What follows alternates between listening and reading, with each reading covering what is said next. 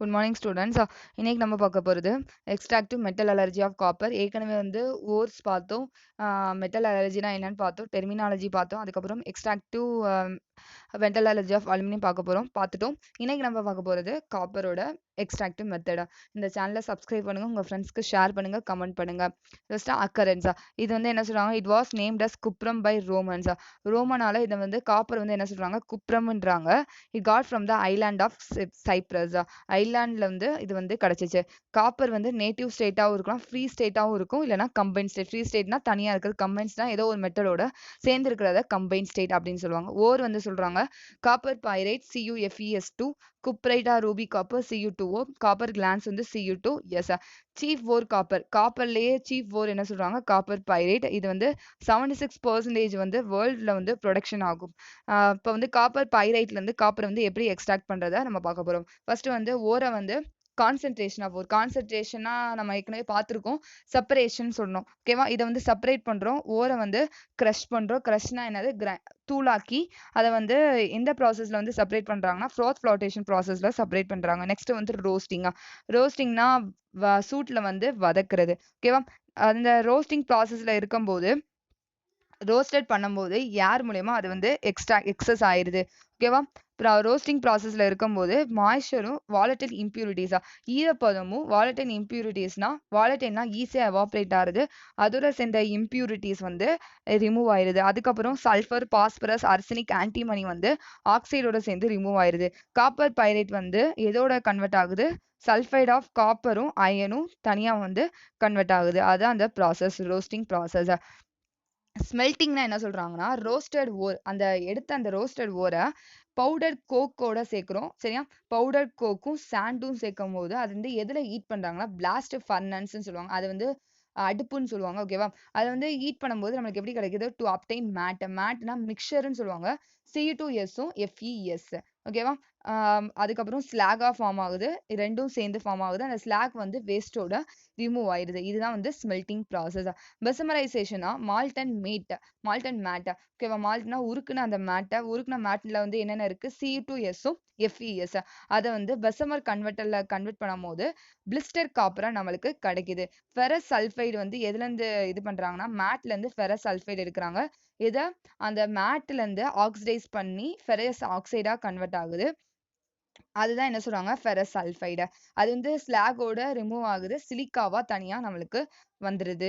ஓகேவா, அதான் கீழே ப்ராசஸ் கொடுத்துருக்காங்க. 2FeS + 3O2, 2FeO + 2SO2. Next வந்து FeO + SiO2 gives FeSiO3. இதுதான் என்ன சொல்றாங்க, ஸ்லாக்ன்றாங்க. இது அயன் சிலிக்கேட்.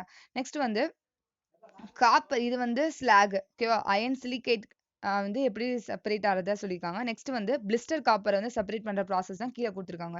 காப்பர் சல்ஃபைடோட ஆக்சிஜன் ரியாக்ட் ஆகும்போது காப்பர் ஆக்சைடும் சல்ஃபர் டை ஆக்சைடு ரிமூவ் ஆயிருது. நெக்ஸ்ட் வந்து அந்த காப்பர் ஆக்சைடை காப்பர் சல்ஃபைடோட ரியாக்ட் பண்ணும்போது காப்பரும் சல்ஃபர் டை ஆக்சைடா ஃபார்ம் ஆகுது. இதுதான் என்ன சொல்றாங்க, பிளிஸ்டர் காப்பர் அப்படின்றாங்க. இதுதான் வந்து பெசமரைசேஷன் ப்ராசஸ். நெக்ஸ்ட் வந்து ரீஃபைனிங் ப்ராசஸ். பிளிஸ்டர் காப்பர்ல வந்து என்ன இருக்குன்னா, 98% பியூர் காப்பரும் 2% இம்பியூரிட்டிஸ் இருக்கும். அதை வந்து தனியா பியூரிஃபை பண்ணணும். அதை வந்து எந்த மெத்தட்ல பியூரிஃபை பண்றாங்கன்னா, எலக்ட்ரோலைட்டிக் ரீஃபைனிங் மெத்தட்ல பியூரிஃபை பண்றாங்க. அப்ப நம்மளுக்கு வந்து ஹை டிகிரில நம்மளுக்கு பியூரிட்டி கிடைக்குது. For electrolytic refining of copper we use கேத்தோட்ல வந்து பியூர் காப்பர் மெட்டல் தின் பிளேட்டா எடுத்துக்கிறாங்க. ஆனோட்ல வந்து இம்பியூர் காப்பர் மெட்டல் எடுத்துக்கிறாங்க. எலக்ட்ரோலைட் என்ன சொல்யூஷன் எடுத்துக்கிறாங்கன்னா, காப்பர் சல்ஃபேட் சொல்யூஷனையும் சல்ஃபூரிக் ஆசிடையும் சேர்த்துக்கிறாங்க. எலக்ட்ரிக் கரண்ட் பாஸ் பண்ணும்போது பியூர் காப்பர் வந்து எங்க டெபாசிட் ஆகுதுன்னா, கேத்தோட் சைட்ல டெபாசிட் ஆகுது. இம்பியூரிட்டிஸ் வந்து ஆனோட் சைட்ல பாட்டம்ல வந்து ஆனோட் சைட்ல ஃபார்ம் ஆயிருது. அது வந்து எப்படின்னா ஸ்லட்ஜ்னு சொல்லுவாங்க. ஸ்லட்ஜ்னா சகதி, சேறு சகதின்னு சொல்லுவாங்க. அந்த மாதிரி ஃபார்ம் ஆகும்னா அது வந்து அந்த என்ன சொல்றாங்கன்னா ஆனோட் பட். பியூர் காப்பர் வந்து எங்க டெபாசிட் ஆகுது, கேத்தோட் சைட்ல டெபாசிட் ஆகுது. இம்பியூரிட்டிஸ் வந்து ஆனோட் சைட்ல டெபாசிட் ஆகுனா அது எப்படி ஃபார்ம் ஆகுது, ஸ்லட்ஜின் மாதிரி ஃபார்ம் ஆகுது. அந்த ஸ்லட்ஜை தான் என்ன சொல்றாங்க, ஆனோட் மட். நெக்ஸ்ட் வந்து பிசிக்கல் ப்ராப்பர்ட்டிஸ் பார்க்க போறோம். இது வந்து ரெட்டிஷ் பிரவுன் மெட்டலா இருக்கும். ஐ லஸ்டர், பளபளப்பா இருக்கும். டென்சிட்டி அதிகமா இருக்கும். மெல்டிங் பாயிண்ட் அதிகமா இருக்கும். எவ்வளவு மெல்டிங் பாயிண்ட் சொல்றாங்க, 1356 டிகிரி சொல்றாங்க. நெக்ஸ்ட் வந்து கெமிக்கல் ப்ராப்பர்ட்டிஸ் பார்க்கிறோம். Action of air and moisture. Copper வந்து கிரீன் லேயரா ஃபார்ம் ஆகுதான்.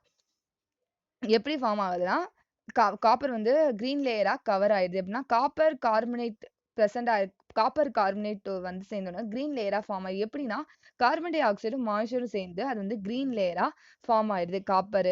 அப்ப அதுதான் காப்பர் கார்பனேட் ஃபார்ம் ஆகுது அப்படின்றத சொல்றாங்க. 2Cu plus O2 plus CO2 plus H2O gives CuCO3 dot CuOH தான் OL2 அதுதான் சொல்றாங்க. நெக்ஸ்ட் வந்து ஆக்ஷன் ஆஃப் ஹீட். ஹீட் பண்ணும்போது நம்மளுக்கு 2 டைப்ஸ் ஆஃப் ஆக்சைடு ப்ரொடியூஸ் ஆகுது. காப்பர் ஆக்சைடு, அதுக்கப்புறம் CuO, Cu2O. ஓகேவா? பிலோ 1370 கெல்வினுக்கு ஹீட் பண்ணும்போது காப்பர் டு ஆக்சைடு கிடைக்குது. அது எப்படின்னா பிளாக் கலர்ல ஃபார்ம் ஆகுது. அபோவ் 1370 கெல்வின்ல ஹீட் பண்ணும்போது காப்பர் 1 ஆக்சைடு ரெட் கலர்ல ஃபார்ம் ஆகுது. நெக்ஸ்ட் வந்து action of acid. Dilute hydrochloric ஆசிடையும் டைலூட் சல்ஃபரிக் ஆசிடோட ரியாக்ட் பண்ணும்போது டைலூட் ஆசிட் HClயும் H2SO4ம் மெட்டல் வந்து ரியாக்ட் ஆகாது. ஏன்னா ஏர் இல்லாம அது வந்து ரியாக்ட் ஆகாது. அப்போ வந்து ஏர் இருந்தாலும் அது வந்து டிசால்வ் ஆகும். அப்போ காப்பரோட ஹைட்ரோகுளோரிக் ஆசிட் பிளஸ் ஓட்டு எடுத்துக்கிறாங்க. 2CuCl2 plus 2H2O. ஏர் இல்லாம அது வந்து ரியாக்ட் ஆகாது. ஏர் இருந்தாதான் அது ரியாக்ட் ஆகும். நெக்ஸ்ட் வந்து dilute nitric acid. Dilute nitric ஆசிடோட ரியாக்ட் ஆகும்போது நம்மளுக்கு வந்து நைட்ரிக் ஆக்சைடு கேஸ் லிபரேட் ஆகுது. நைட்ரிக் ஆசிட்னாலும் சரி, சல்ஃபூரிக் ஆசிட்னாலும் சரி, அந்த ரியாக்ஷன் வந்து கீழே கொடுத்துருக்காங்க. நெக்ஸ்ட் வந்து ஆக்ஷன் ஆஃப் குளோரின். குளோரைட் வந்து காப்பரோட ரியாக்ட் ஆகும்போது காப்பர் டு குளோரைட் கிடைக்குது. Cu plus Cl2 gives CuCl2. Action of alkalis வந்து காப்பர் வந்து அல்கலியோட ரியாக்ட் ஆகாது. அல்கலிஸ்னா என்ன தெரியும்? பேஸ், சோடியம் ஹைட்ராக்சைடு அந்த மாதிரி சொல்றது. ஓகேவா? காப்பர் வந்து எங்கெங்கெல்லாம் யூஸ் ஆகுதுன்னா எலக்ட்ரிக் கேபிள், எலக்ட்ரிக் அப்ளைன்ஸ்ல வந்து உற்பத்தி பண்றதுக்கு யூஸ் ஆகுது. அதுக்கப்புறம் யுட்டன்சில், கண்டெய்னர், கலோரிமீட்டர், காயின்ஸ்ல வந்து யூஸ் பண்றாங்க. அதுக்கப்புறம் எலக்ட்ரோ பிளேட்டிங், காப்பர் பிளேட்டு அந்த மாதிரி யூஸ் பண்றாங்க. அதுக்கப்புறம் with gold and silver for making coins and jewels வந்து மேக் பண்றதுக்கு யூஸ் ஆகுது. Thank you students. இந்த சேனலை சப்ஸ்கிரைப் பண்ணுங்க, உங்க ஃப்ரெண்ட்ஸ்க்கு ஷேர் பண்ணுங்க, கமெண்ட் பண்ணுங்க. தேங்க்யூ. கீழே டிஸ்கிரிப்ஷன்ல நெக்ஸ்ட் வீடியோக்குரிய லிங்க் கொடுத்துருக்கோம், அதை பாருங்க. தேங்க்யூ.